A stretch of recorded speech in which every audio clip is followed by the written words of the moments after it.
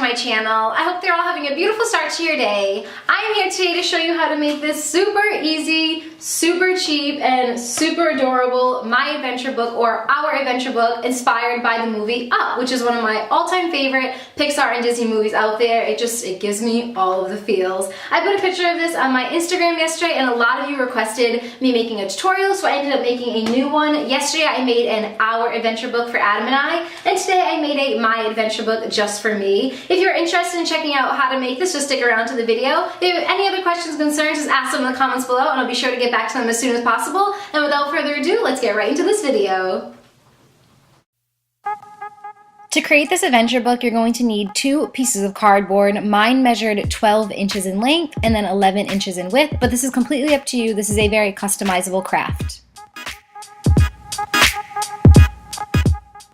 Next, you're going to need a good amount of cardstock paper for the inside. I'm choosing cardstock over printing paper because it's a little thicker. And then you want to ask yourself where you want to put your hole punches. I am using a hole punch for this, and I'm doing mine every 3 inches. So 3 inches in, hole punch, 3 inches in the middle, hole punch, and then 3 inches at the end.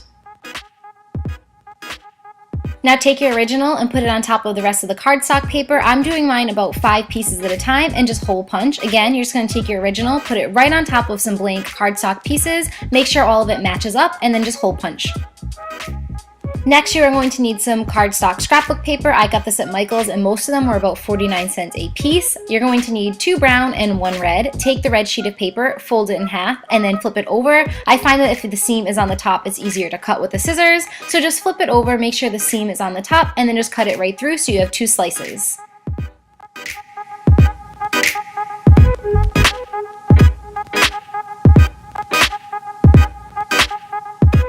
Now we're going to get ready to assemble both of the covers. Whatever you do to one of these, you're going to do to the other. So you're doing the exact same thing for both of your cover pieces, both of the cardboard pieces. I'm going to start by taking one of the red half of the cardstock papers, put it about 1/3 of the way on my cardboard, and then I'm just taking a pen, writing it straight through so that I have a line to show me where exactly I want that red piece of paper to be.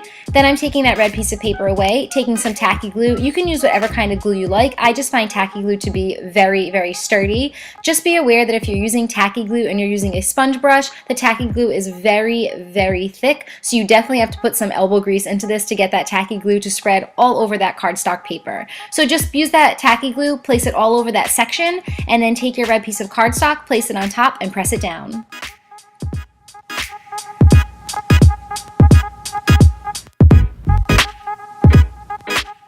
This next step is optional, but I'm taking a crumpled up piece of paper towel and I'm using it as a squeegee. I'm basically trying to take all of those air bubbles out, so I'm just pressing it down really hard and going front to back to make sure all the air bubbles are released. Finally, I'm taking a heavier object and placing it right on top so that it dries flat.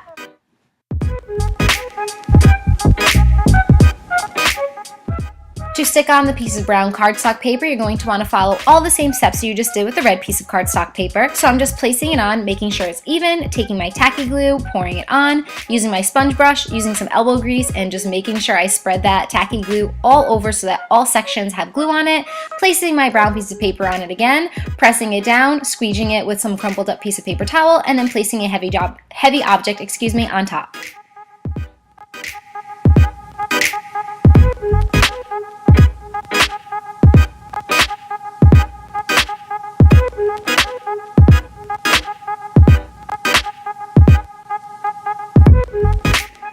This next step is also optional, but while I was at Michael's in the scrapbook aisle, I found this really awesome textured mesh paper and I thought it would look perfect on the top. It gives it a really nice antique-y look. So I'm just taking this, placing it on top. This was, I believe, 49 cents. I think the original cardstock papers, the red and the brown, were actually $1 to $1.99 a piece, but this one was on sale for 49 cents. So I'm just taking some hot glue and I'm hot gluing around the perimeter and placing this mesh paper right on top.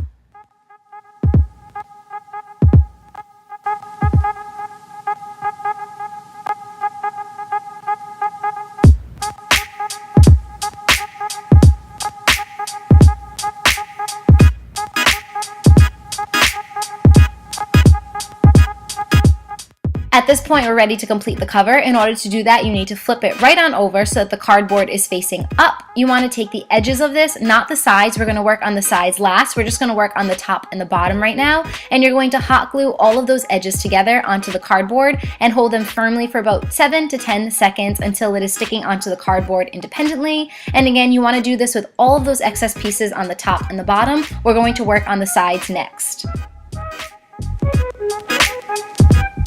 Once all of that excess cardstock from the top and the bottom are sticking firmly in place, now we're going to work on the sides. Basically take the edges of the sides and fold them down so that they make triangles and hot glue each of those into place. Do that with both of the edges and you're going to be left with a trapezoid shape. Once you're left with that trapezoid shape, you're going to take your hot glue all of that trapezoid on there and then flip it over so that you're facing it down onto the cardboard.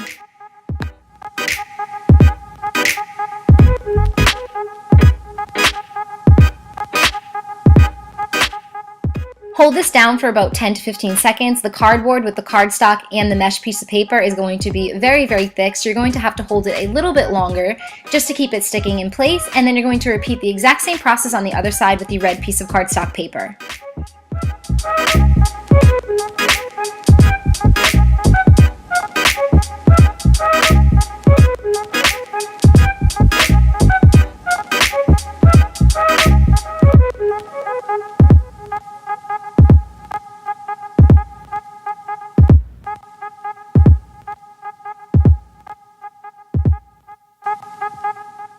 Once you complete this process with both of your cardboard pieces, you'll be left with a top cover and a bottom cover, and now you're ready to start assembling your adventure book. Take your top cover piece, place it to the side for now, and then take your cardstock paper, place it exactly dead center or place it exactly where you want your cardstock paper to lie.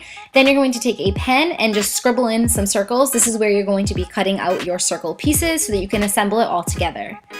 Take an X-Acto knife. You can't really use a hole punch for this, it's just a little too thick, so I had to use an X-Acto knife. Be very, very careful with these, they are very sharp, and you're basically going to just sketch out or cut out your circle pieces.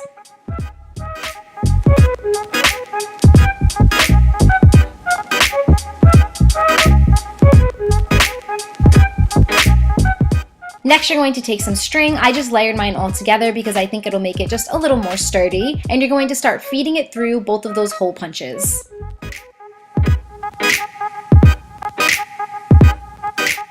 This is technically going to be the back of your adventure book, so just flip it over and now you're ready to start feeding that string through all of that cardstock paper. I did about 5 to 10 pieces at a time. It took me a little while, but I just wanted to make sure that all of those cardstock papers were feeded right on through the string. Once you're done with that, you're ready to start assembling your top cover sheet. This next step, in my personal opinion, is the most important part of this entire craft. It is what's going to make sure that your top piece and your bottom piece line up perfectly. So I'm taking a tape measure and I'm just basically putting dots on where the width should be and where those two dots lie, where those two hole punches lie. And then I am just putting it onto the other piece of paper and I'm making those holes and then completing that same exact process with my X-Acto knife. Then I'm taking my string, feeding it through, and if all goes well, everything will line up, and luckily this worked perfectly. Then I'm going to take it and I'm double knotting it, and I'm leaving that string to lie out because I like the way that it looks. Now it's time to decorate your adventure book. Just take a brown Sharpie marker and you're going to make a square around your whole perimeter, and then you're going to make a circle right in the middle. I did this like 2 or 3 times. I tried to make it a little thick so it would stand out more, but this is again very customizable. Choose whatever you would like to do. To make my circle, to make it really neat, I'm just putting 4 dots and I'm connecting those dots together. And I went over this about, like I said, 3 or 4 times. I kind of like adjusted it until I had a circle that I really liked.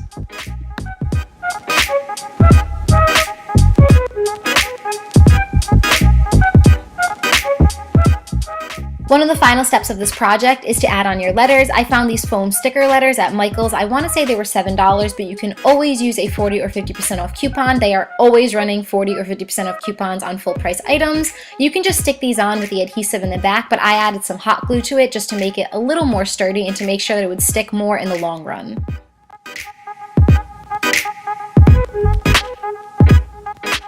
And the Finally, very final step to completing this craft is to add on your globe. You can print one of these out online, but I actually thought it would look cuter if I just sketched it out myself. So I sketched out a globe and then I colored it in.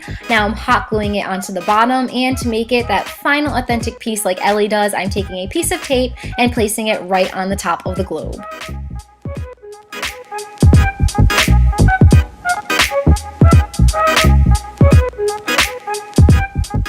And there you have it, your very own adventure book. I have to say this is hands down one of my favorite crafts I've ever made in my entire life. I am so obsessed with it. I cannot wait to start filling this up with memories, with photos, and just adventures from my life. This was so easy to make. It's definitely time consuming. It takes a little bit longer than regular crafts that I do, but the steps were very easy and it was well worth the time that I spent on it. I hope you guys enjoy this. If you try to make one on your own, please send me pictures on Instagram or on Twitter. I would love to see your recreations. Thank you guys so much for watching. I hope you're having a beautiful day and I will talk to you soon. Bye guys!